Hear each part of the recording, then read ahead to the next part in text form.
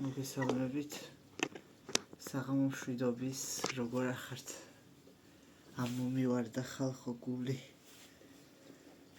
ესე იგი უნივერსიტეტში წავედი დღეს 5-ზე მქონდა ლექცია და პატარა პრობლემები შემექმნა გამოცდებზე რომ ზარმაცობდი მაგიტო და მეთქი აწი უნდა ვიარო თქო არ უნდა ესა გავაცდინო ლექციები თქო და დღეს მივედი და დაკეტილი დამხვდა უნივერსიტეტი და თურმე წმინდა ანდრია პირველწოდებულის ხსენების დღე ყოფილა გილოცავთ ყველას და დავხვდა დაკეტილი.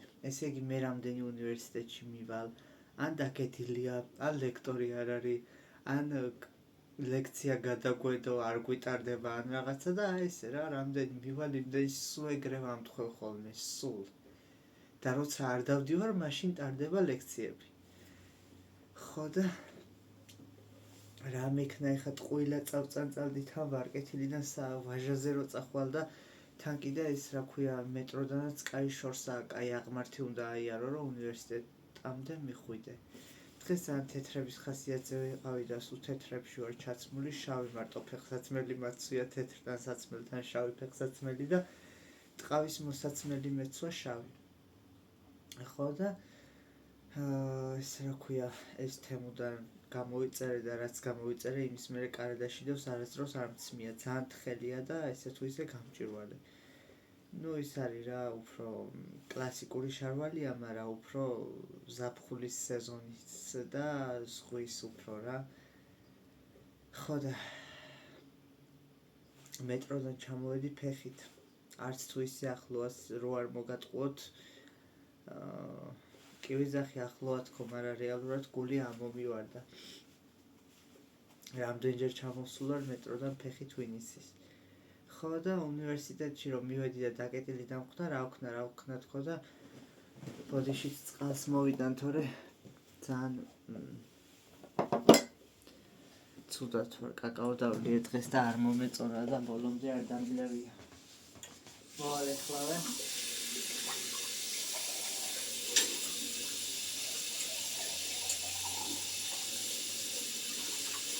ეხლავე არ მოიწინოთ.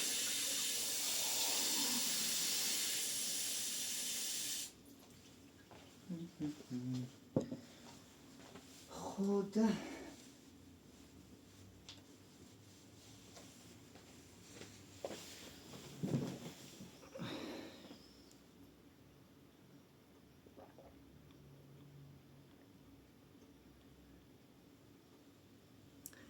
გეფრცებით კიდე კაი რო დათბა და კიდე კაი რო დაცხა, თორე წყალს საერთოდ არ ვსვავდი. აი საერთოდ ეხა რო დაცხა მოუმატე წყლის დალევას, თორე წყალს საერთოდ არ ვსვავდი.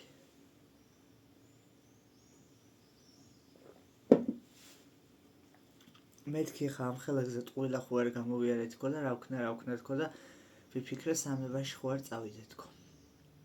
მერე გამახსენდა რომ მეთქი სადგურის მოედანზე ბაჩო, შენი საყვარელი მეორადების მაღაზია როა, მეთქი მოდი მანდ წადი თქო. ხო, იმიტომ რომ დაცხა და მოკლემკლავიანების საგარეო მოკლემკლავიანი მაისურები არა მაქვს რა, ისეთი გარეთ რო ჩაიცმევ.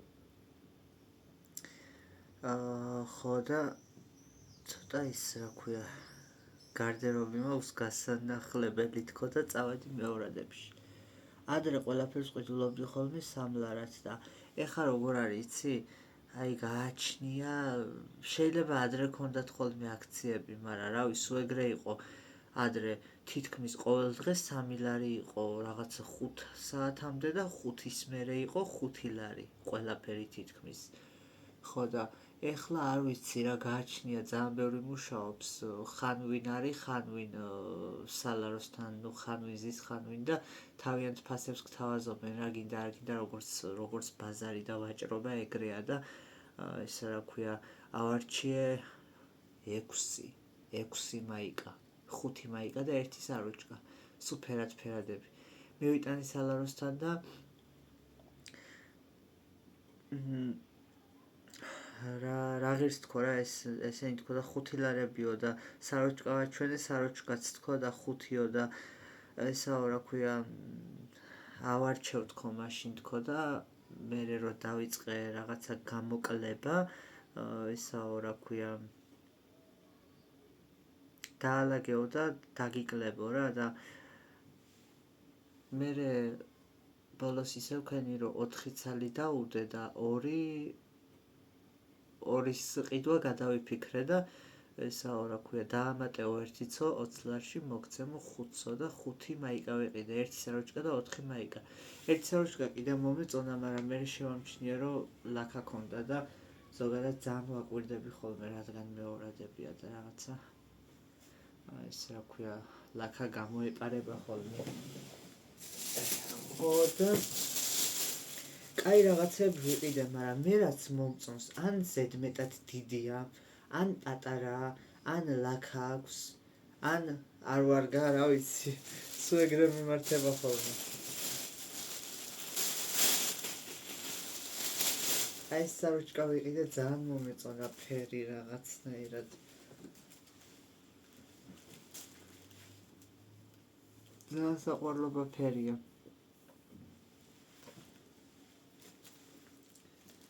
არაფერი არ ჩამიზომებია დიდი მაგ პატარა მაგ არ ვიცი ეს კარგად მექნება მე ჩავიზომებ ყველაფერს აი ეს მომეწონა ასევე ბოდიშით ასევე ფერზე მომეწონა და რაღაცა ეს სტაფილოს ფერზე ეს მწვანე წარწერები და ნახატი ძალიან მომეწონა მაგრამ ზედმეტად დიდია ასევე ზომაში ვაიმე რა მხელა მიყიდია აი მე ეს იცის არ ჩაზომებამ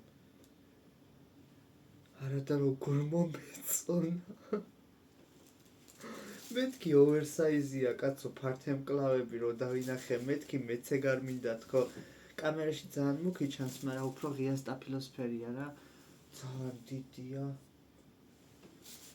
ანუ აცვიათ ასეთები მაგრამ კლათ ესეთი არა ხალხო აი მეორეც ესეთია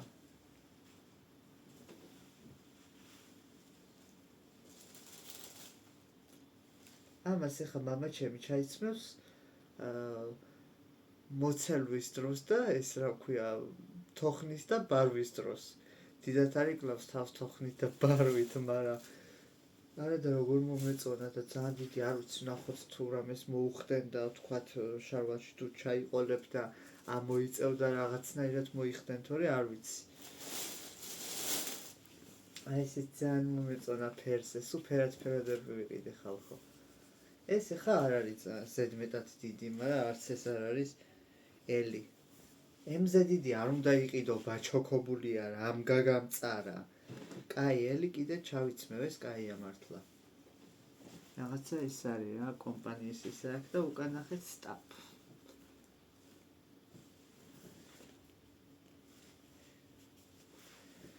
ხო ეს კარგია ფერზე მომეწონა ლაქა ეს კოჩიაკ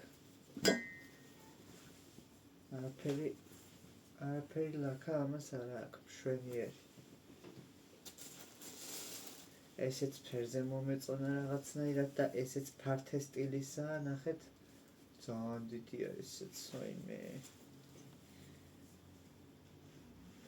კამერაში ვაფშე სხვა ჩანს ხალხო ანუ ბევრად უფრო მუქია და კამერაში ღია ჩანს და რაღაცნაირად ისინი აქ რა ქვია მოწითალო ფერია და შავი ხაზები აქვს და კამერაში ვაფშე სხვანაირად მოჩანს რა ამას რა წერია ვაფშე zero grace print house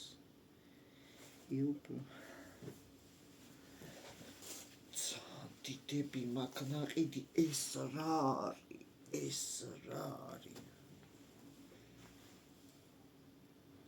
XL-ია ანუ სულ ესე მემართება იქ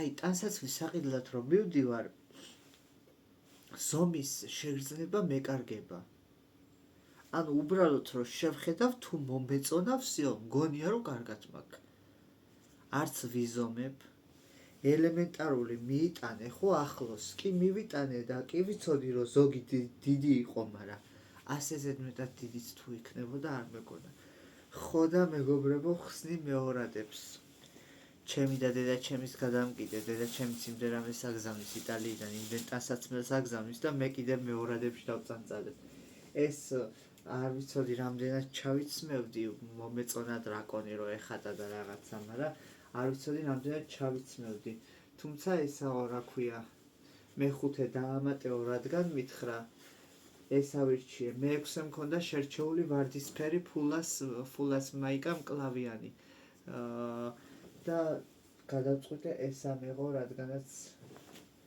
ფერიც რაღაცნაირია მწვანე და მომეწონა და ეს არის რა ქვია კარგი პრინტი აქვს რა ეგ არის და ეგ ერთადერთი ეს ვიცი რომ კარგი არჩევანია ეს საროჩკა პერანგი პიჯაკი კარგად მექნება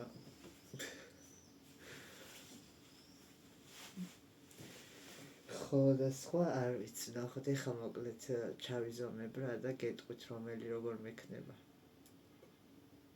ძალიან კი მეზარებად რო არ მოგატყუოთ დავიღალე ხო სანამ მეორადებში შევიდოდი ბარემ იქვე ვიყავი და თბილისი ცენტრალია ხო ეგა თბილისი ცენტრალში შევიარე იმაში რა ქვია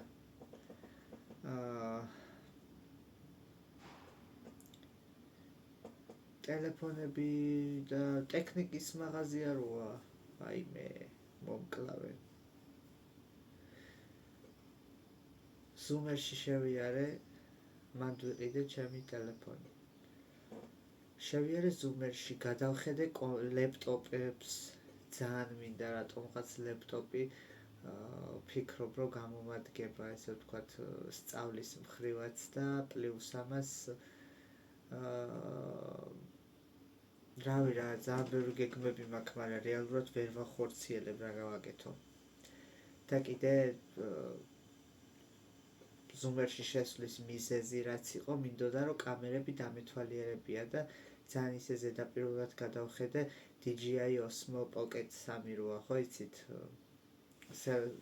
როგორ გითხარ პატარა კამერაა ესეთი და სელფის ჯოხივით ხელის მოსაკიდი აქვს და რავი ძალიან საყვარლობა 1700 რაღაცა ლარი ღირდა და წარმოიდგინეთ ანუ ეგრო განვადებით გამოიტანო თვეში 150 ლარი რომ გადაიხადო ერთი წელი მაგის ფული უნდა იხადო მაგას რომ დაამატო ლეპტოპი ძალიან მომეწონა Apple-ის ლეპტოპი იყო ულამაზესი ღია მწვანე ფერის რაღაცა ესეთი კომფორტული ზომის ესე ვთქვათ ფასს ვერ დავიჩემებ მახსოვს თქო რომ გითხრათ მაგრამ რეალურად რავი 1200-1500 ლარიდან იწყებოდა ფასები და ეგ Apple-ის ლეპტოპი ალბათ ეღირებოდა 2000 ლარი მაგრამ რავი ძალიან საყვარლობაა წარმოიდგინეთ ანუ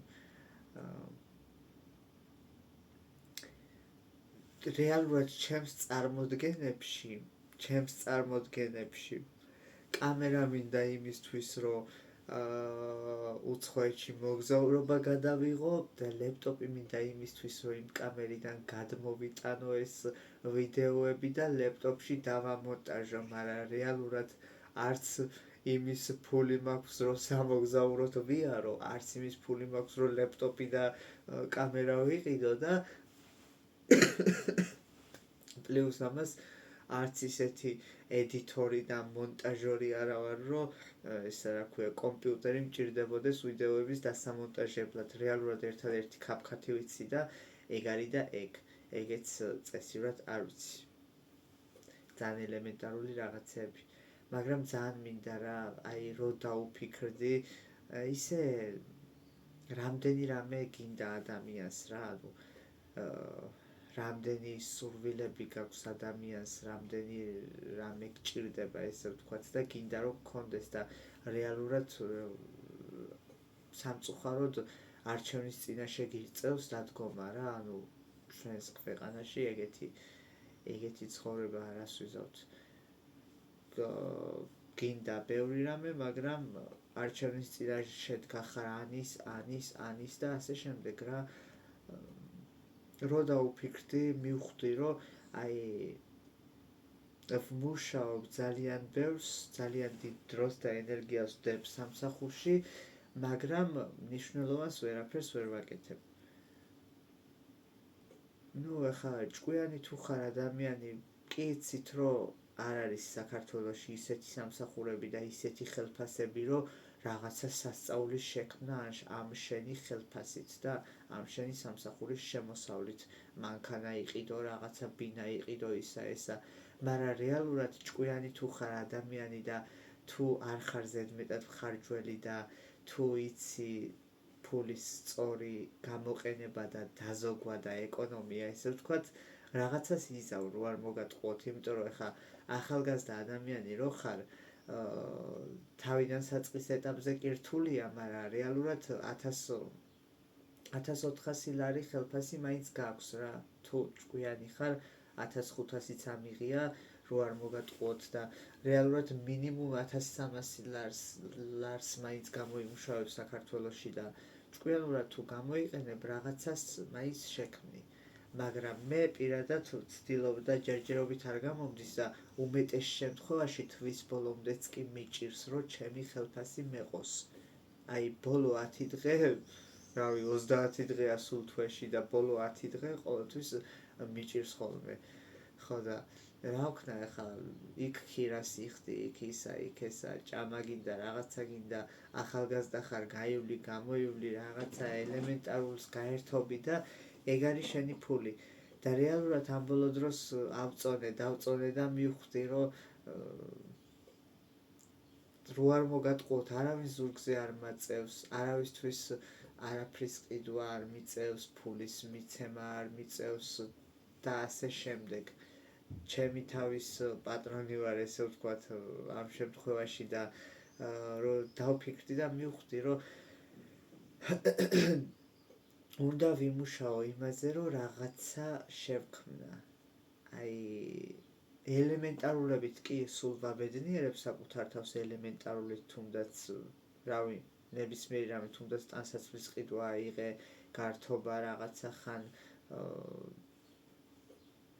თაწმინდაზე წახვალ, ყავას დალევ, რაღაცა ატრაქციონზე დაჯდები, ის შენთვის სიამოვნებაა, მაგრამ ის არის მოკლევადიანი სიამოვნება და ცოტა უნდა ვიმუშაო იმ საკითხზე, რომ აი რა მიზნებიც მაქვს და რა გეგმებიც მაქვს, იმ გეგმების მიღწევაში ჩავდო, ესე ვთქვათ, ჩემი ფინანსები და რა ვიცი, ვეცდები მაქსიმალურად, ჯერ ეხლა ხანს დავიწყე მუშაობა და თავიაზრებ იმას, რომ დიდხანს არ გაგრძელდება ჩემი ამ სამსახურში ყოფნა, იმიტომ რომ ანუ მე თვითონ ისეთი პიროვნება, რომ ერთი და იგივე სიტუაცია და ერთი და იგივე საქმის კეთება ყოველთვის მბეზდება, მაგრამ რავი, შეიძლება განვითარდე ამ სამსახურში, დაწინაურდე ისა ესა და ნახოთ რა იქნება რა. ძალიან მინდა, რომ მაინც უბრალოდ ყოველდღიურობაში მეხარჯება მაინც ეს ჩემი ხელფასი და ვფიქრობ, რომ გავბედო და დამოუკიდებლად წავიდე, ესე ვთქვათ, სამოგზაუროდ და რატომღაც ბუდაპეშტი, იტალია რო ჩემი საყვარელი ქვეყანად იქცა, ეს ყველა მიცით, რომის მონახულება რომ მინდა, ვენეციის მონახულება რომ მინდა, ეს ალბათ იცით, მაგრამ ამ შემთხვევაში ეს გრიპირით ვერ გადავიდა, ვეღარ გავიდა.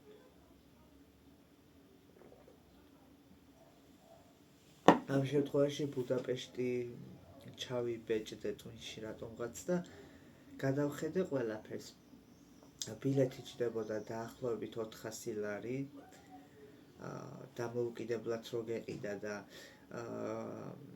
ჰოსტელი ამ შემთხვევაში ხა ჩემი ბიუჯეტი, ეს რა ქვია, სასტუმროებს და რაღაცა 5 ვარსკვლავიანებს ვერ გაწვდება, მაგრამ ჩემი აზრით არ არის ეს, ჩემთვის არ არის პრიორიტეტი 5 ვარსკვლავიან უმაღლეს სასტუმროებში დარჩენა, რაღაცა უმაღლეს რესტორნებში, უმაღლესი შეფასების საჭმელების ჭამა და რაღაცა კაფე ბარებში გართობის გამო მოგზაურობა ჩემთვის არ არის პრიორიტეტი.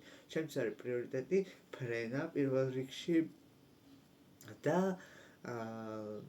უცხო ქვეყანაში რო ხარ და აი შეგრძნება რო გაქვს, რომ აი სულ სხვა შეგრძნება არა, როცა უცხო ქვეყანაში ხარ და ყველაფერი უცხოა შენთვის და აი რო დადიხარ და ქუჩებს ათვალიერებ, რაღაცა ღირსშესანიშნაობებს ათვალიერებ, სეირნობ, ეგ არის ჩემთვის სიამოვნება.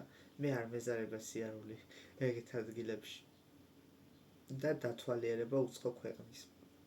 ასე რომ ჩემთვის ჰოსტელიც მისაღებია, როცა 3-4 დღით მიდიხარ სამოგზაუროდ. რეალურად მარტო დასაწოლად შეხვალ რა და დანარჩენი სულ გარეთ იქნები. ხო და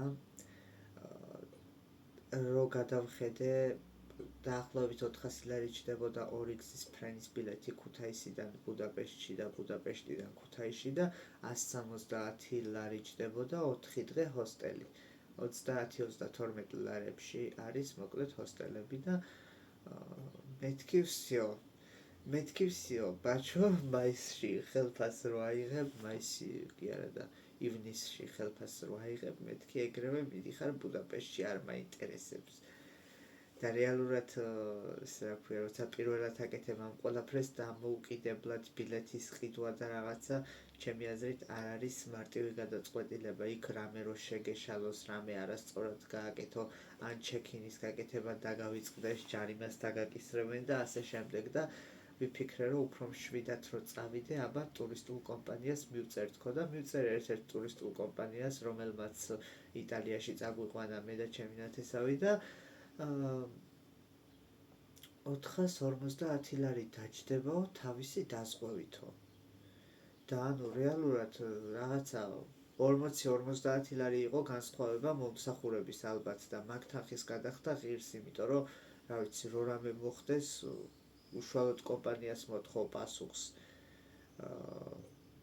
მაგალითად, ჩვენ შემთხვევაში წინაზე ჩეკინის გაკეთება დაავიწყდათ იტალიიდან რომ მოვდიოდით და ჯარიმის გადახდა მოგვიწია და გვითხრეს, რომ გადაიხადეთო და ჩაგირიცხავთ თანხასო, კომპანიამ გვითხრა და კიდე კაი რომ ჩემი ხელფასი ახალი დარიცხული მქონდა და გადავიყვანე ევროში და გადავიხადე 100 ევრო თუ არ ვცდები ჩეკინის ჯარიმის და ეხა ეგრო ჩვენ დაგმართო და ჩვენ რო გვეყიდა ბილეთები, ხო არავინ არ აგვინაზღაურებდა, ჩვენი ბრალი იქნებოდა და მაგიტო არის ყოველთვის ესე ვთქვათ კომპანიით წასვლა უფრო უსაფრთხო.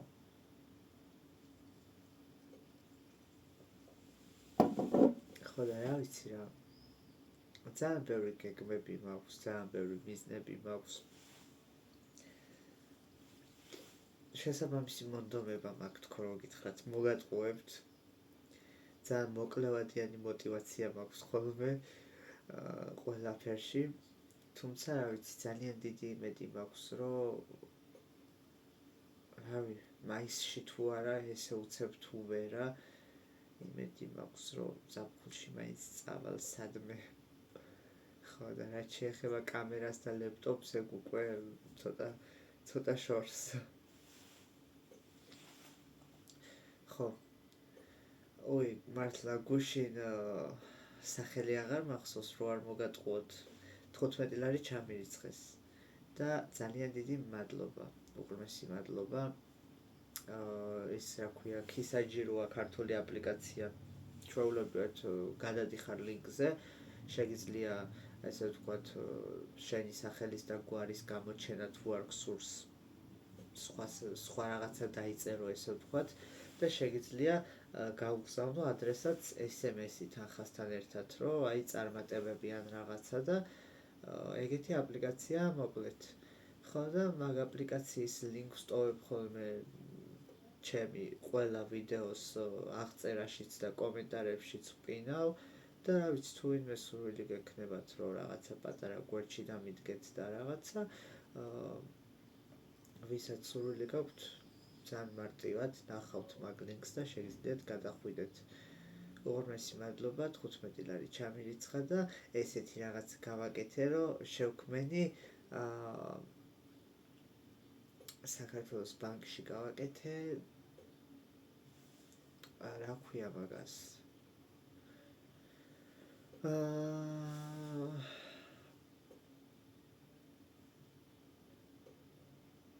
აი რამ დავავიწყა ეხლა. ანაბარი გავხსენი საქართველოს ბანკში, რატომღაც მომივიდა აზრად თავში, რომ მეთქი ჩემი გამომწერები ძალიან იშვიათად ხდება, მაგრამ თვეში ერთხელ რო არ მოგატყუოთ რიცხავენ 10 ლარს, 5 ლარს, 15 ლარს.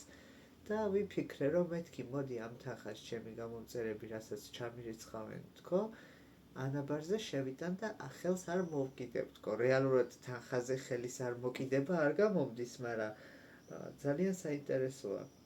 გადავიტანე, ესე იგი საკომისიოს აკლებს ეს აპლიკაცია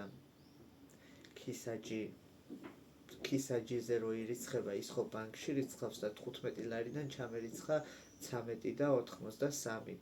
ხო და ეს რა ქვია 14 ლარი გადავიტანე ანაბარზე და ჯერჯერობით რო გამიჭირდება ალბათ გავაუქმებ მაგანაბარს, მაგრამ საინტერესოა რა, სულ მინდოდა ხოლმე რომ YouTube-ის მონეტიზაციიდან შემოსული თანხაც შემენახა და გადამედო ხოლმე, მაგრამ ეგ ისეთი შემთხვევაა, რომ 3 თვეში ერთხელ, 4 თვეში ერთხელ ვიღებ ხოლმე 70 ევროს და 5 თვეში ერთხელაც ყოფილა შემთხვევა, სულ ავიღე 4 ჯერ თუ მეოთხე ეხლა არის თუ არ ვცდები მეოთხე. ეხა ხო და სულ მინდოდა ხოლმე რომ ზოგადად YouTube-დან შემოსული თანხა, ეს იქნებოდა მონეტიზაციის თუ გამომწერის ჩარიცხული თანხა, შემენახა და ხელი არ მომეკიდებინა, მაგრამ ზოგადად ეგ არ გამომდის. და რა ვიცი, იმედი მაქვს რომ ეგეც გამომივა. ჯერჯერობით 14 ლარი მიდევს ანაბარზე და ანაბარს დავარქვი KISAG. ქართულად დავაწერე პირდაპირ KISAG. ხო და იცოდეთ მოკლედ, რომ ეს რა ქვია, ლინკს ვტოვებ YouTube ვიდეოს კომენტარებშიც ვყინავ და აღწერაშიც. და დღევანდელ რეალობაში ეგ არ არის სირცხვილი. ნებისმიერი ძალიან ბევრი იუთუბერი და კონტენტ კრეატორია თუ ვინც არის, რა ვიცი, როცა შრომას დებ YouTube-ში და როცა ხალხი გიყურებს და უყვარხარ და როცა ესე ვთქვათ ხალხისთვის რაღაცა მნიშვნელოვან საქმეს აკეთებ, რატომაც არა, რეალურად ხო არავის არ აძალებ, ვისაც სურვილი აქვს, იზამს, გააკეთებს, ვისაც არ აქვს სურვილი, კი ბატონო, არავინ არავის არაფერს არ აძალებს.